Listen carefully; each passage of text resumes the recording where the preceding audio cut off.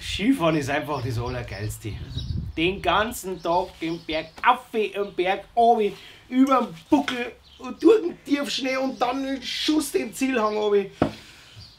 Und dann huckst du aufs Hausbangerl, machst ein gemütliches Bierli auf und lässt den Herrgott einfach nur einen guten Mo sein. Okay, sollen wir es dann hochgehen?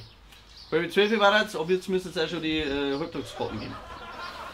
Oder wir trinken noch eine. Noch eine?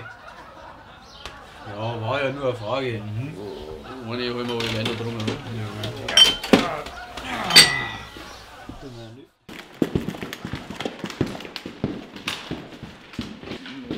Ich hasse die Skischuhe. Warum? Drucken sie was? Nein!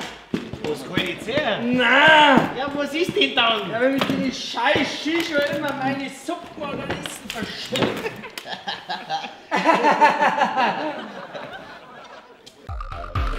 Sag mal, willst du dir nicht einmal einen Helm runter da?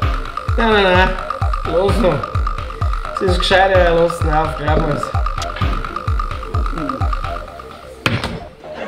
Legst du das? So.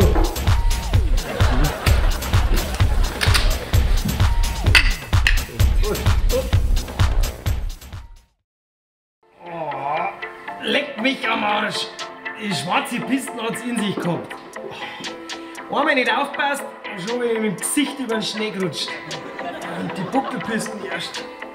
Ich sag's dir, zack, zack. Und wumms hat's mir ausgekommen. Und eine mit dem Schädel in den Nachsenbuckel. Und ich hab die scheiß Eisplatten erwischt. Karten weg und voll mit der Fotzen übers Eis drüber. Dir war's jetzt.